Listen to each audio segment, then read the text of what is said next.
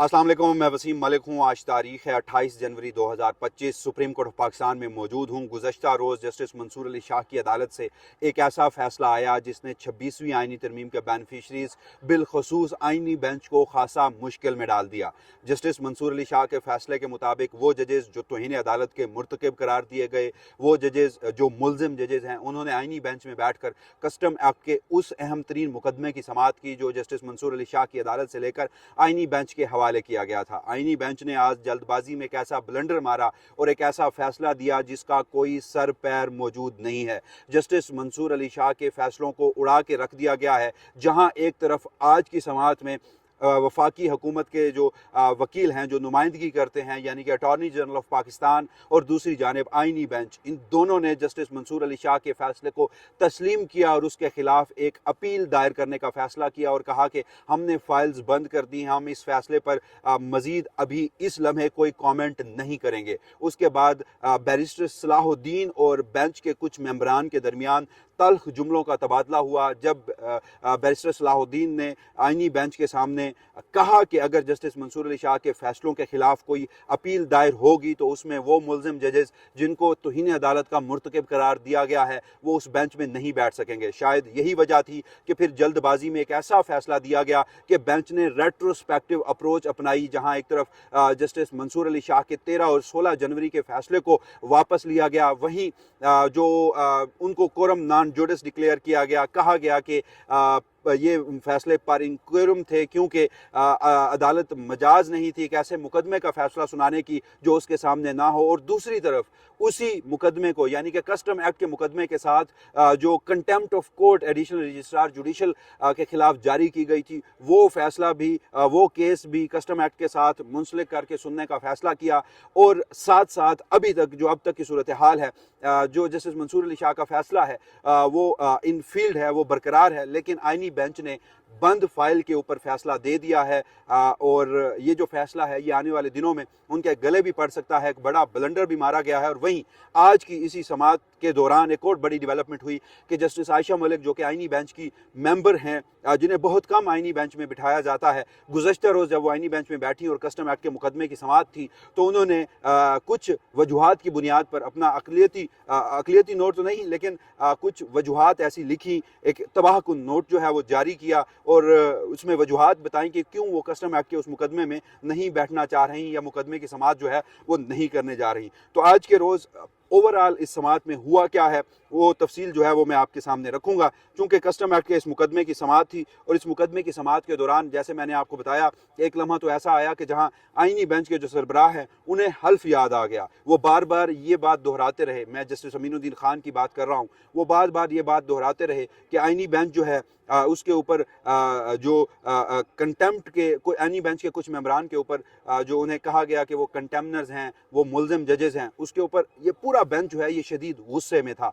Justice Mohammad Ali Mazhar की बात करें, जस्टिस अमीनुद्दीन खान की बात करें, जस्टिस जमाल मंदोखेल की बात करें, वो खासे गुस्से में थे। एक मरतबा तो यहाँ तक कहा गया कि जी वो बड़ा शोर उठाया जाता है, बड़ी अब बात की जाती है कि बड़ा जुल्म हुआ है, पार्ट एड मुकदमा जो है वो वापस ले लिया गया है, लेकिन जब अपनी बारी आती है, वो जस्टिस मंसूर अली शाह के हवाले से बात कर रहे थे कि जब अपनी बारी आती है तो फिर आइन और कानून को उठाकर रद्दी की टोकरी में फेंक दिया जाता है। हमने तो आइन और कानून और अपने हल्फ की जो पासदारी है वो करनी है। तो ये वही जस्टिस अमीनुद्दीन खान हैं जो कि आइनी बेंच के सरबराह हैं, जिन्होंने 26वीं आइनी तरमीम के ऊपर independence of judiciary, trichotomy of power और उसके साथ silent feature of the constitution जो है उनके ऊपर कंप्रोमाइज़ करके 26वीं आइनी तरमीम में सहूलतकारी फराहम की। काजी फैज़ ईसा उनके साथ रहे और फिर आइनी बेंच की सरबराही मिली।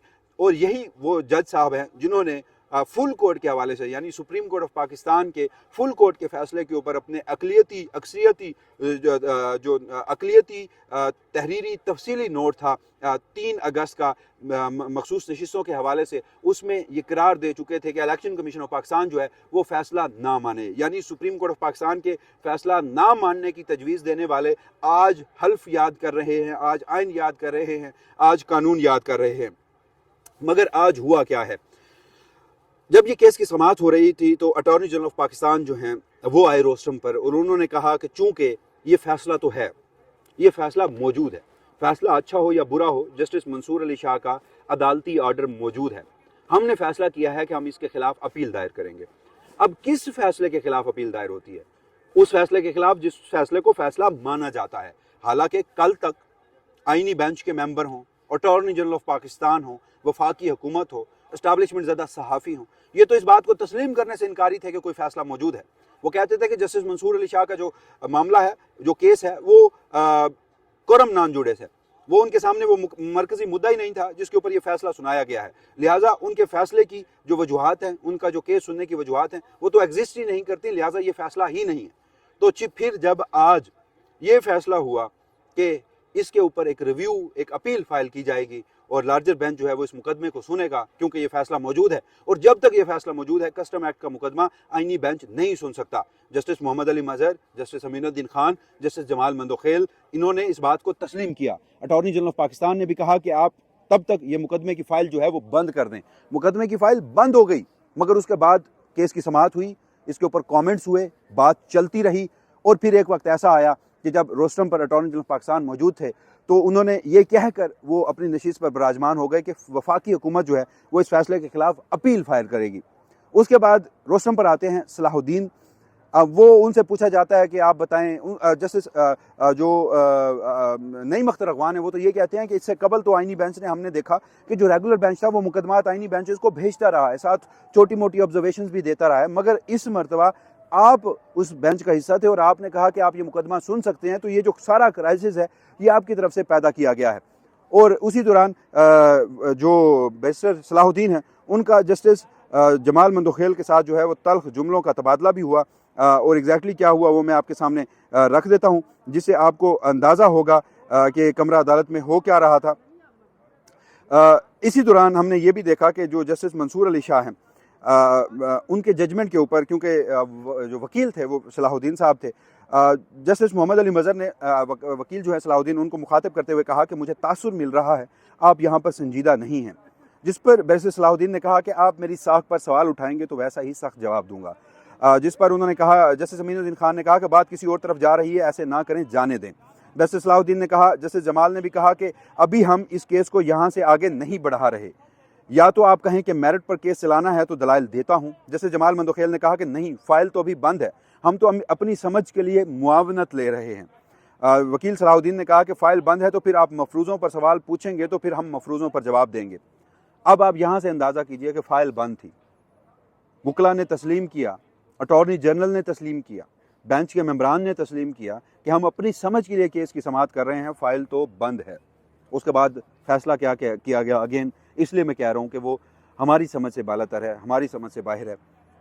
वो कुछ इस तरह से कि जैसे ही समाअत इख्तिताम पजीर होने लगी, और इसी दौरान जो बैरिस्टर सलाहुद्दीन हैं उनकी जानिब से कहा गया कि इस मामले पर फुल कोर्ट तश्कील दे दी जाए। अगर इस मामले पर फुल कोर्ट तश्कील दी जाती है तो ये मामला हल हो सकता है, इसीलिए मैंने बार बार कहा कि फुल कोर्ट तश्कील दी जाए। इसी दौरान जब समाअत इख्तिताम पजीर होने लगी तो जो जस्टिस जो अटॉर्नी जनरल ऑफ पाकिस्तान थे वो रोस्टम पर आए। उन्होंने कहा कि आपके पास ये पावर्स हैं कि आप 13 और 16 जनवरी का जस्टिस मंसूर अली शाह का फैसला जो है वो वापस ले सकते हैं। जिस पर आईनी बेंच के सरबराह ने कहा कि जस्टिस मंसूर अली शाह का जो फैसला था 13 और 16 जनवरी का, वो वापस लिया जाता है, क्योंकि वो पर इंक्यूरियम था, अदालत मजाज नहीं थी, अदालत के सामने वो मुकदमा नहीं था उस केस का फैसला सुनाने का। ठीक है, 13 और 16 जनवरी का, अगर सवाल ये है कि अगर 13 और 16 जनवरी का ऑर्डर आप वापस ले रहे हैं, आप खत्म कर रहे हैं, तो फिर उन्हीं 13 और 16 जनवरी के फैसलों की बुनियाद पर तो कंटेम्प्ट ऑफ कोर्ट की प्रोसीडिंग शुरू हुई थी, तो फिर आप कंटेम्प्ट ऑफ कोर्ट की प्रोसीडिंग को अपने पास कैसे मंगवा रहे हैं और उसे कस्टम एक्ट के साथ मुंसलिक कैसे कर सकते हैं? चलें, आपने यहां तक भी कर दिया, तो फिर जस्टिस मंसूर अली शाह का फैसला तो 27 जनवरी का है, उस फैसले का क्या? वो फैसला तो स्टिल इन फील्ड है, वो फैसला तो बरकरार है। लेकिन वहीं अगेन सवाल होता है कि आप सबने कहा कि फाइल्स बंद थी, आप सबने कहा कि हम इस मुकदमे को सिर्फ अपनी समझ के लिए सुन रहे हैं, जब तक अपील फाइल नहीं होती तब तक हम इस मुकदमे को नहीं सुनेंगे। और जो एडवोकेट सलाहुद्दीन हैं उन्होंने भी कहा कि अगर आप मेरिट पर इस केस के दलाइल सुनना चाहते हो तो फिर मैं दलाइल देता हूं, लेकिन अब अगर आप मफरूज़ों पर सवाल कर रहे हैं और फाइल बंद है तो फिर मैं मफरूज़ों पर ही जवाब दूंगा। और फिर इसी टाइम स्पैन में जो एडिशनल अटॉर्नी जनरल थे, जब उनसे पूछा गया कि क्या अब वफाकी हुकूमत जो है, साफियों ने पूछा कि अपील फाइल करेगी, तो उन्होंने कहा कि अपील फाइल करने का मकसद ही खत्म हो गया। तो यानी इस बेंच ने कोई सो मोटो जुरिस्डिक्शन का इस्तेमाल किया है बंद फाइल के ऊपर फैसला दे दिया है।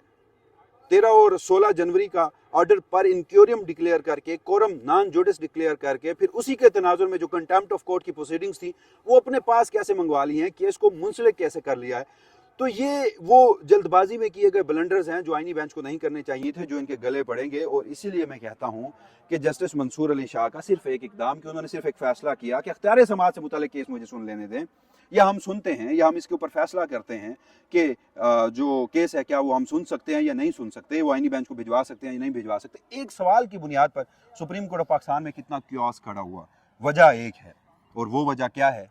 वो वजह ये है कि 26वीं आईनी तरमीम के बेनिफिशरीज जो बहुत सारी चीज़ों को कंप्रोमाइज़ करके ओहदे हासिल किए, तो उन्हें अपने ओहदे खतरे में लगना शुरू हो जाते हैं।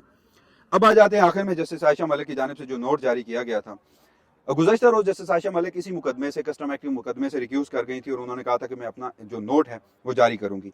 तो उन्होंने समाज से माजरत पर मबनी नोट जो है वो जारी किया, जिसमें उन्होंने कहा कि मुकदमे में ज़ेर समाअत आने वाली कार्रवाई के तकद्दुस में आईनी बेंच में ये केस नहीं सुन सकती। फिर उन्होंने कहा कि मुकदमा मुकर्रर करने के हवाले से 3 रुकनी बेंच का 16 जनवरी का हुक्मनामा मौजूद है। 3 रुकनी बेंच ने मुकदमा मुकर्रर करने का हुक्म दिया, लेकिन बेंच तश्कील नहीं दिया गया। जजेस कमेटियों ने अदालती हुक्म को खातिर में ना लाते हुए बेंच से केस वापस ले लिया। अदालती हुक्म इंतजामी अहकामात से खत्म नहीं किया जा सकता। अदालती अहकामात को हमेशा अदालत में एहतराम की नज़र से देखने की रिवायत मौजूद है। अदालती हुक्म अदलिया की आज़ादी और अख्तियारात का मज़हर होता है। अगर अदालती हुक्म से इख्तलाफ हो तो अदालती सतह पर ही हल निकाला जाता है। इंतजामी अहकामात से इंतजामी हुक्म को मुस्तरद करना अदलिया की आज़ादी और तकद्दुस के खिलाफ है। बतौर जज यकीनी बनाना चाहिए कि अदलिया की आज़ादी अदलिया के अहकामात पर अमल दरामद से ही होगी। तो ये अब तक की समाअत थी। फौजी अदालतों का जो केस है, जब मैं वीडियो रिकॉर्ड कर रहा हूँ उसकी समाअत जारी है। उस हवाले से जो भी फर्दर तफसीलात होंगी वसीम मलिक अपने इसी प्लेटफॉर्म से आपको आगाह करेगा। तब तक के लिए मुझे दीजिएगा इजाज़त। अल्लाह निगहबान।